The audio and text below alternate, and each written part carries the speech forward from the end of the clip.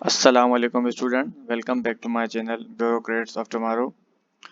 Student, general science के आज के लेक्चर में आज का जो हमारा टॉपिक है वो है एनर्जी रिसोर्सेज। सबसे पहले स्टूडेंट्स हम ये पढ़ेंगे कि what is energy. Energy is the ability to do work और हीट ऑब्जेक्ट्स। ये डेफिनेशन तो बेटा हम बचपन से पढ़ते आते होंगे, 6, 7, 8 क्लास से, कि energy is the ability to do work. Okay, लेकिन स्टूडेंट्स आज हमने इसमें थोड़ा सा इजाफा किया है और हीट ऑब्जेक्ट्स। आप देखें ये सारे टाइप्स ऑफ एनर्जीज हैं। Electrical energy, mechanical energy, chemical energy, gravitational energy, radiant energy, nuclear energy and magnetic energy. Students, उसके बाद जो एनर्जी के रिसोर्सेज होते हैं वो दो किस्म के होते हैं, एक नॉन रीन्यूएबल और एक होता है रीन्यूएबल। सबसे पहले हम पढ़ेंगे non renewable. A non-renewable resources is a natural resource that cannot be remade or regrown at a scale comparable to its consumption। यानी अगर ये एक बार कंसेप्ट हो जाते हैं तो हम दोबारा इन्हें रीमेड नहीं कर सकते, ना ही हम इसे रीग्रोन कर सकते हैं।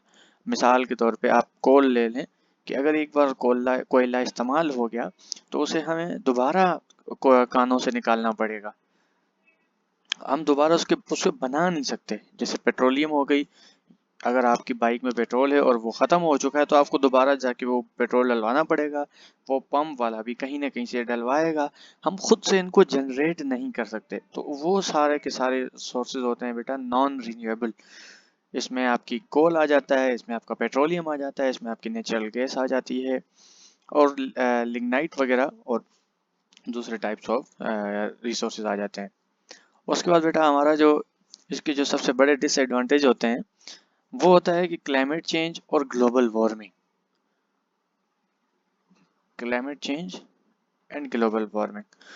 स्टूडेंट्स, क्लाइमेट चेंज और ग्लोबल वार्मिंग का जो सबसे बड़ा मेन जरिया माना जाता है, जो मेन सोर्स माना जाता है, वो consumption of non renewable energy resources ही मानी जाती है। यानी जितना हम पेट्रोल, जितना हम कोयला, जितनी हम गैस इस्तेमाल करेंगे उतनी ज़्यादा मिकदार में कार्बन डाइऑक्साइड जनरेट होगी, और कार्बन डाइऑक्साइड जनरेट क्योंकि वो ग्रीन हाउस गैसेस हैं तो वो जाके हमारे एटमॉस्फेयर में क्लाइमेट चेंज और ग्लोबल वार्मिंग का काजेज बनेगी।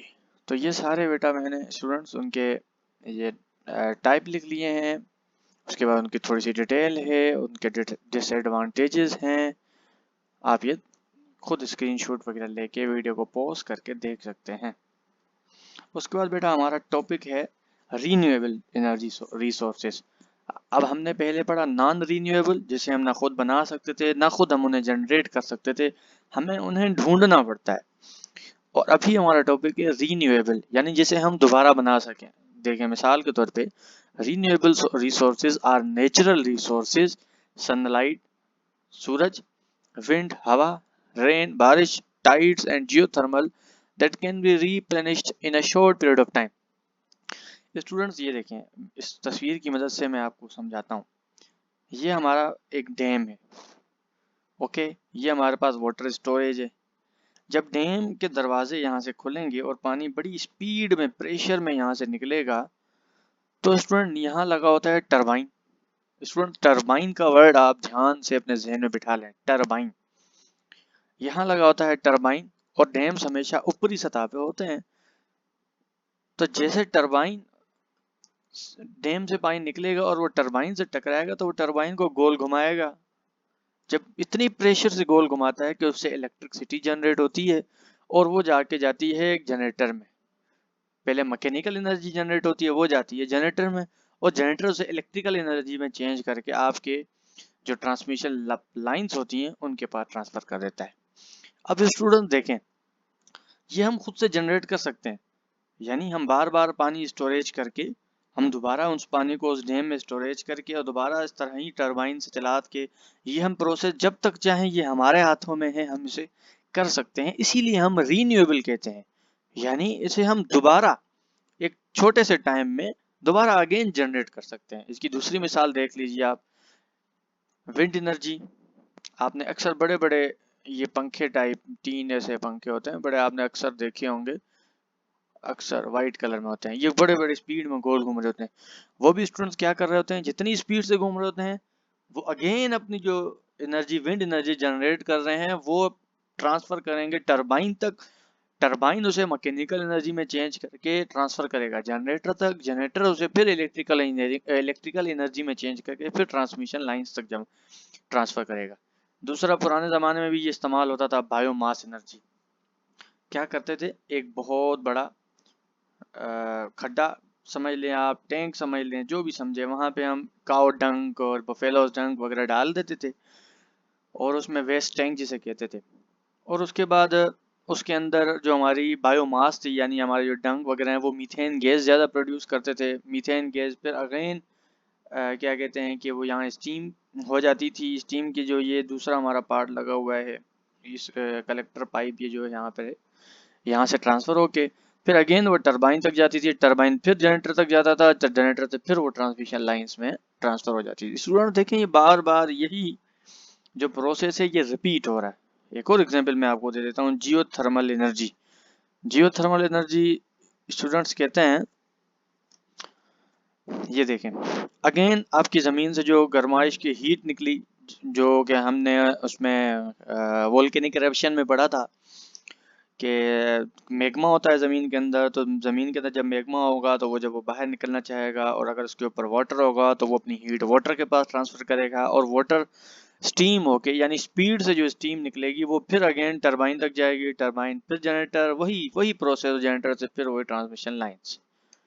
स्टूडेंट्स के बाद हमारी, ये तो आप सबको मालूम होना चाहिए, सोलर एनर्जी के बार बार हमारी सोलर रेडिएशंस आती हैं हमारे पैनल के पास, और फिर हम उससे वो इलेक्ट्रिसिटी जनरेट कर रहे होते हैं।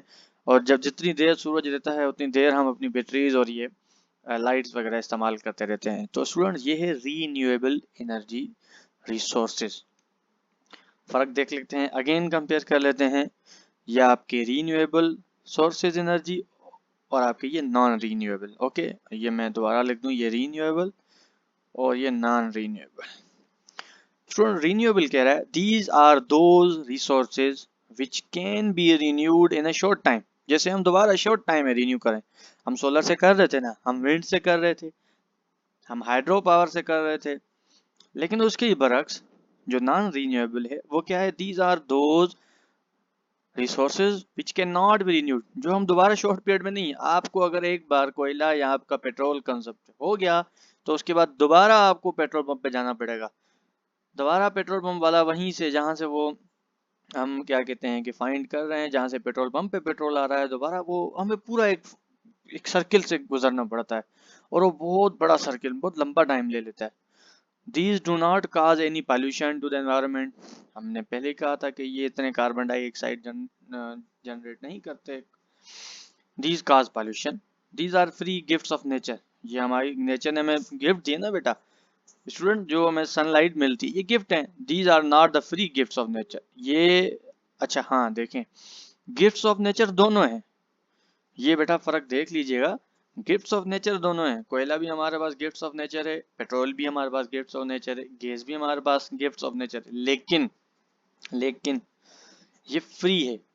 यानी मैं, आप, हर आम बंदा इसे डायरेक्टली अपने घर से ही, क्या कहते हैं कि जिस तरह सोलर है हम कर सकते हैं, या अगर विंड है या तो हम खुद, एक हमारी गवर्नमेंट या कोई, हम खुद कर सकते हैं, लेकिन इसे हमें ढूंढना पड़ता है। अगर आपके मुल्क में जमीन के नीचे पेट्रोल है तो आपको मिलेगा, वरना नहीं। लेकिन ये हमारे पास फ्री गिफ्ट होने चाहिए, हम इसे खुद से भी कर सकते हैं, जिस तरह एयर, वाटर, सोलर एनर्जी हमने पढ़ा, और यहाँ पे मिनरल ऑयल, कोल और ये वगैरह। So thanks for watching. Subscribe कर लीजिए मेरे चैनल ब्यूरोक्रेट्स ऑफ टुमारो को। अल्लाह हाफिज़।